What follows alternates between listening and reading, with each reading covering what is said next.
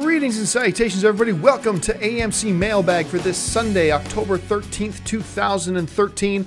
My name is John Campy. I'm the editor-in-chief of AMC Movie News. So glad you can be joining us today. This is the Mailbag edition, kind of the spin-off, if you will, of AMC Movie Talk every day, Monday through Friday on AMC Movie Talk. We take a little bit of time, take one or two questions from the mailbag. Now, if you've got a topic or a question you would like us to address on either AMC Movie Talk or on AMC Mailbag, email us anytime at amcmovietalk@gmail.com. Now listen, we get over 1,000 email questions per week.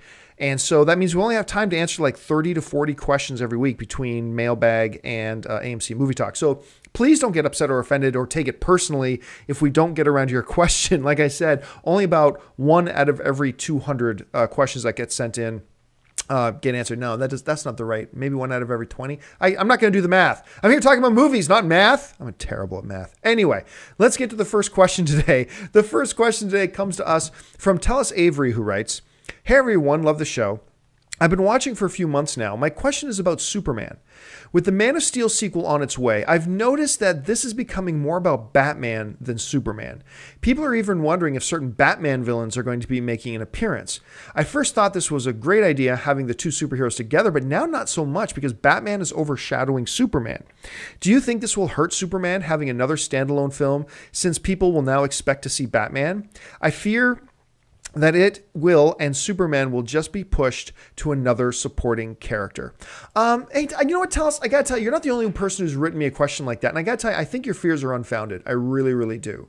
Now, we can sit here and say, I feel like Batman is overshadowing Superman. Well, we haven't seen the movie yet. So we don't know that's true. Just because fans are talking loud about Batman. Look, fans are just talking loud about it because we're excited about it. We're excited that Batman is coming back to the big screen. We're excited that it's a new direction. We're excited to finally see Batman and Superman together in the same film. So obviously, the unknown in this whole equation is the new Batman. He's the unknown. We've seen Henry Cavill's Superman. We know what we're getting. It's going to be awesome. But this is a new Batman.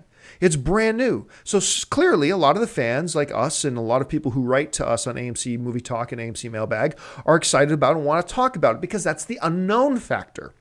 Makes sense. But just because Batman is overshadowing Superman, a fictional character is overshadowing another fictional character in the pre-movie buzz from the fans, who cares? That's irrelevant. The only thing that matters is what happens up on that screen. That's all that matters. And I have a feeling we're not going to see Batman overshadow Superman in the movie. I think we're going to see it very even though it's going to be Man of Steel 2. I believe it's going to be very even. They're going to be both very well represented. And I think this is a brilliant move on the part of Warner Brothers DC. One of the first brilliant moves they've had in a long time, because I think, they've really been wasting their opportunities with the DC characters for a very long time. But I believe they're heading in the right direction. I believe this is a great move. Don't worry about who's overshadowing who in terms of the hype department. It's irrelevant. Doesn't matter in the least. Let's just wait to see. Now, look, I'll share your concern. If in the Man of Steel 2 movie, Batman gets 70% of the screen time and Superman is up on screen for 40% of the time or 50% of the time with a little bit of crossover, then let's have the discussion. Did they make the Man of Steel movie 2 just a Batman movie with Superman as a supporting character? But until that happens and we see it on screen, who cares about the buzz and what fans are talking about? That's irrelevant to this issue. Let's just wait to see how it turns out on the screen. Good question, though. All right, let's move on to the next question. The next question comes to us today from Zach Clifton, who writes, "Hello, AMC. Love the show. I've been watching since April." Well, thanks so much, Zach. I have a question that I hope you can get to. In one of the episodes of AMC Movie Talk that I watched recently, John mentioned something about Marvel not being able to use Galactus in an Avengers movie because the rights belong to Fox. But more recently, I've been finding articles all over the web that say Marvel might get the rights back to him and the Silver Surfer. Do you know anything about this and whether it's true or not? Thanks for the answer, and I love the new studio. Well, let me preface my answer, Zach, with something that you should just know, and maybe I should preface every answer I ever answer in the history of the show. I am not personal friends with the heads of Fox. I am not personal friends with Kevin Feige, the president of production at Marvel Studios. I do not sit down on a weekly basis and have coffee with these people. So basically what I'm saying is I don't want to represent or pretend like I've got an in, okay? Like I know secret stuff that nobody else knows. I don't want to pretend that. Now, that being said, let me talk about what I know and what my conjecture is. The rumors about Marvel getting Galactus and Silver Surfer back, I believe, are completely untrue. From everything that I know and from everything that I've seen, I believe that rumor is completely untrue. Silver Surfer and Galactus are attached to Fantastic Four, and the Fantastic Four rights belong to Fox, and they're going to stay with Fox until Fox decides they don't want them anymore. Now, there was some talk when Daredevil was about to lapse back to Marvel, because for Fox to hold on to Daredevil, they had to be in production on a new Daredevil movie every certain number of years. And they've got some breathing room, but every certain number of years. And it had been a long time since the last Daredevil movie. So if Fox didn't go into production on a new Daredevil movie, the rights for Daredevil were going back to Marvel. So what happened was and this is the rumor, and I have heard from certain sources that this is actually true, but like I said, take it as a rumor though. The word is that Fox tried to make a deal with Marvel, or Marvel tried to make a deal with Fox, either way. And the proposed deal was, okay, you get another year to try to start production on a Daredevil, because Fox was running out of time. They didn't think they could be ready in time to make the film. So the proposed deal was that Marvel gives Fox an extra year to try to get production on a new Daredevil, which would then reset the clock and give them another whole bunch of time to do another Daredevil movie after that, in exchange for the rights to Galactus and Silver Surfer. Now, I don't know if this is true, and that's a big if. Like I said, I've heard from certain sources that it is true, but let's just say if. If it's true, I still don't know who was proposing that deal. Was Marvel proposing that deal, or was Fox proposing that deal? Either way, the alleged deal on the table was you get a year to start production on a new Daredevil movie, and we get the rights back to Galactus and Silver Surfer. Whoever made the deal, apparently the other side turned it down. So I don't know if Marvel turned that deal down or Fox turned the deal down. I have a feeling Fox turned the deal down. I don't think Marvel has any immediate plans or had any immediate plans in their future for Daredevil. So I don't think that... I think if they could have gotten a couple of choice characters like a Galactus, because there's a lot you could do with Galactus in any of the superhero movies that Marvel currently has. I think there's a lot you could have done with Silver Surfer in any of the superhero movies. I would have to think that Marvel would want that deal, because I don't think they were really big on Daredevil, and I think they would have been really big on getting Galactus and Silver Surfer. I have a feeling it was Fox that turned the deal down. Once again, these are all ifs and maybes. Okay, so we should be really clear on that. We're engaging in the speculation game here, but that's half the fun of being a film fan. So. No, as far as I know, the rumor that Galactus and Silver Surfer may be going back to Marvel, from what I understand, and we could find out in 5 months that I'm wrong, wouldn't be the first time, but from what I understand, those rumors are completely not true. But that there was a period of time when somebody was trying to make a deal to get those characters back to Marvel in exchange for Fox keeping Daredevil. So that's what I understand. Anyway, let's move on to the next question today. And the next question today comes to us from Daniel Mimbella, who writes, "Hey guys, love the show. I have 2 questions. With the 2 Hercules movies coming out, if they do well, do you think it's possible we could get a Xena Warrior Princess movie?" That's one question, but okay. If there are 2 Hercules movies coming out, for those of you who don't know, one is with The Rock. The Rock is doing a Hercules movie directed by Brett Ratner. And then the other is one of the Twilight dudes, Kellen Lutz. Kellen Lutz is doing a Hercules movie as well. So the question is now, if one of or both of those movies do well, do we think we could see a Xena Warrior Princess? Now, let's remember something. Both these Hercules movies coming out with Kellen Lutz, with The Rock, have nothing to do with the television series Hercules, The Legendary Journeys. Nothing to do with that, okay? More to do with certain mythologies, nothing to do with the TV show. So there's no connection to the Xena Warrior Princess world. That being said, I believe yes. I believe that if Hercules, let's say both of these Hercules movies do really well. I don't know what the likelihood of both of them doing well is, but let's say for argument's sake that both of these Hercules movies end up doing really well, okay? So what happens then? I think then that kind of lays the groundwork for us seeing something along the lines of a Xena Warrior Princess, because not because that the show was super popular, but because it would have other things going for it. If we can get that the barbarian sword and sandal kind of motif going again here, then I believe something like a Xena Warrior Princess with a strong female protagonist with a brand name that carries some brand recognition with it. Remember, Xena Warrior Princess was like the number 2 or number 3 rated popular show in the world for a couple of years. Now, you don't bring the same cast back, but if those films do well, and like say the new 300 film does well and all that kind of stuff, and we see a resurgence in the popularity of sword and sandal, I think the ground becomes much more fertile for the possibility of a film like a Xena Warrior Princess. I don't necessarily mean it will automatically happen, but I think the chances for that film increase dramatically. All right, let's move on to the fourth question. And the fourth question today comes to us from Luis Maya, who writes, "Hi, Movie Talkers. I love your show and the new studio. Keep up the great work." Thanks so much, Luis. My question was, my question was, since Noah is coming, and to me it seems like it's going to be an epic movie, will we see more biblical-based movies like the Book of Judges, Samson and Gideon would be good movies in my opinion? Well, Luis, it's not just Noah that's coming, because there is a big Russell Crowe, big epic Noah movie coming. There's also a big, I believe Ridley Scott is working on a big biblical film, Exodus, right now. So you got these two, and I think there might be a third as well, but let's just go with the two. So there are two big, large-scale biblical epics on the way to the theater.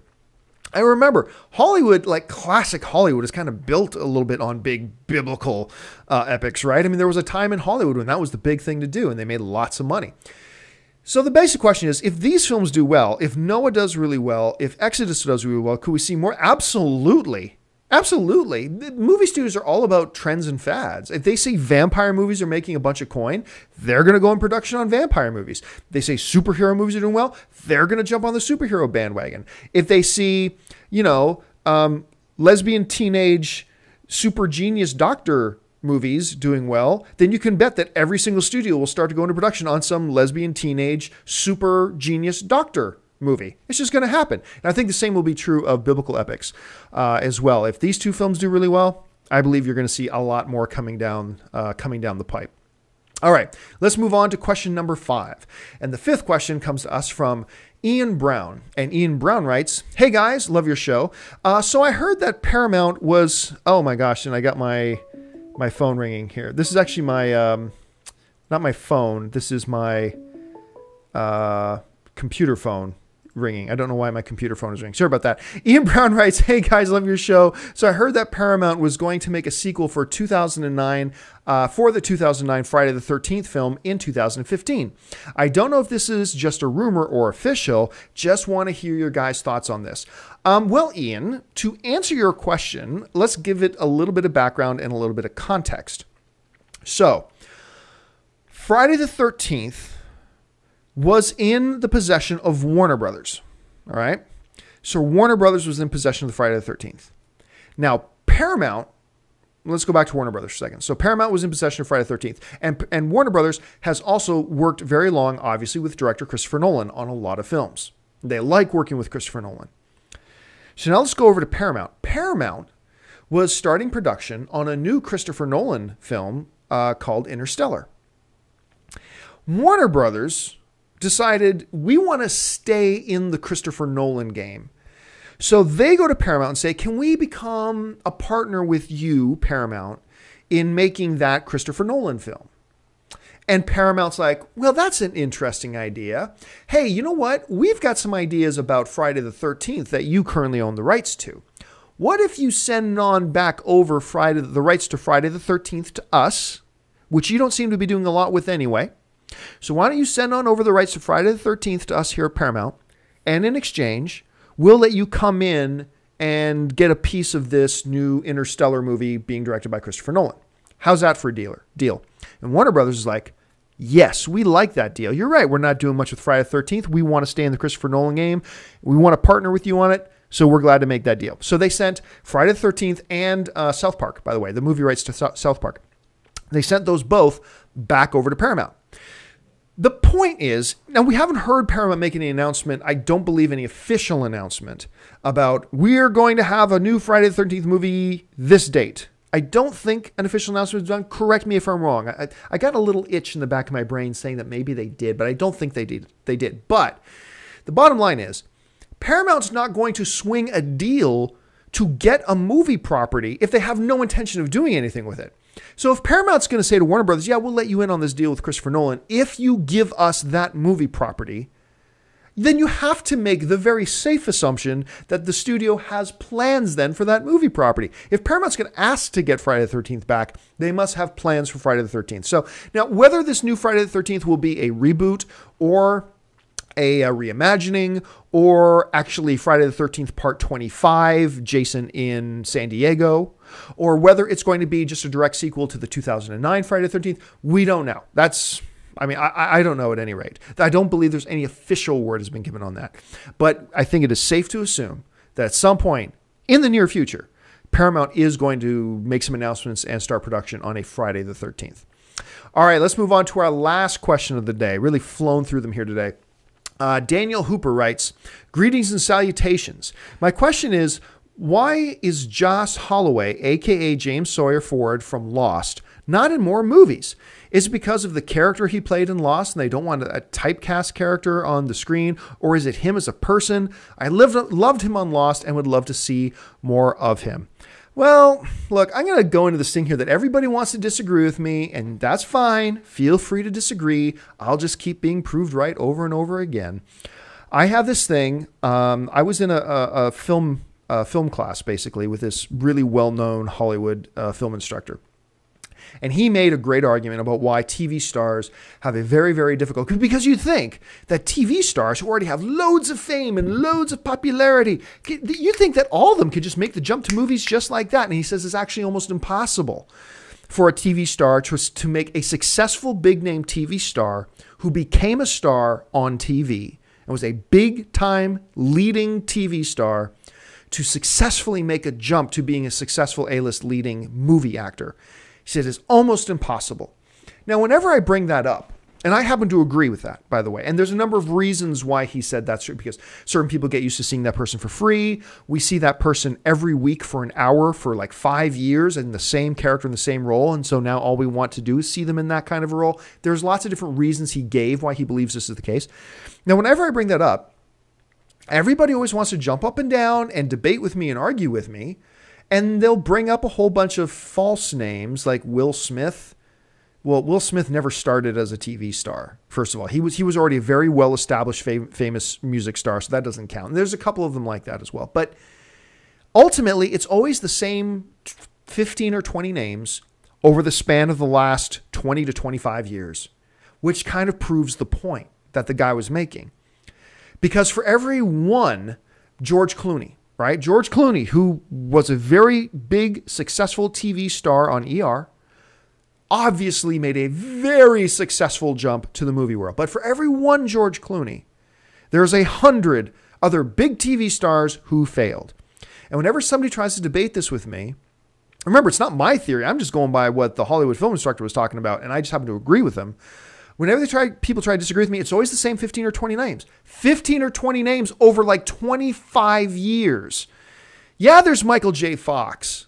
And then there's everybody else on Growing Pains.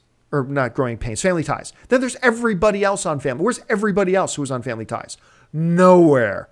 Maybe some of them had the odd supporting role in a movie here and there, but they were never able to establish. Okay, George Clooney, great.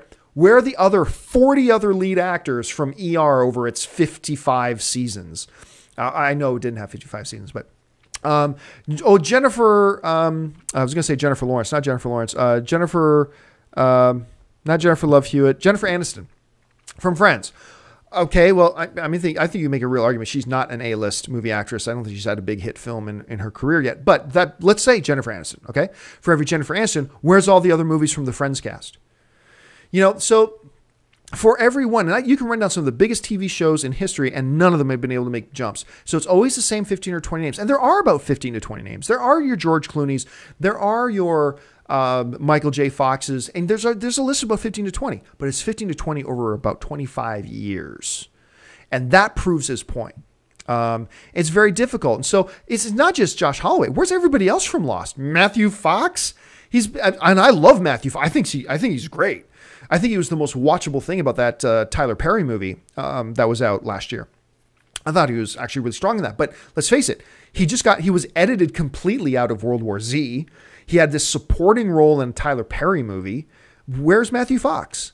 Where's everybody else? Now we're starting to see what's her name is going to be the girl elf in the new Hobbit movie, which is great to see, but she's going to be like the 15th listed character.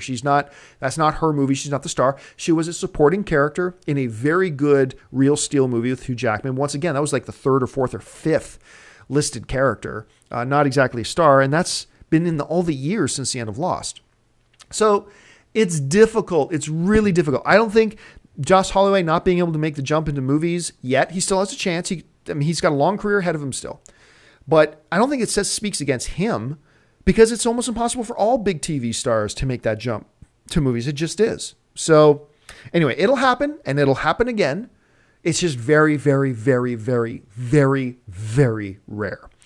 Anyway, that'll do it for me. I've run all of questions today. Thank you so much for joining me, guys. Don't forget, head on over to www.amctheaters.com for your theater movie time and movie ticket information. Lots of great films playing in AMC theaters right now. Make sure you watch AMC Movie Talk Monday through Friday on our AMC Movie YouTube channel. And while we're talking about our AMC Movie News YouTube channel, find and click that subscribe button. Become a subscriber. It'll keep you up to date on everything going on in the world of movie news, and of course, our daily AMC Movie Talk show and our weekend AMC Mailbag show. And just between you and me, we've got some more shows coming up too, and I'll tell you more about that in the coming months. So anyway, my name's John Campia for AMC Movie News, and until next time, thanks for joining me. Bye-bye.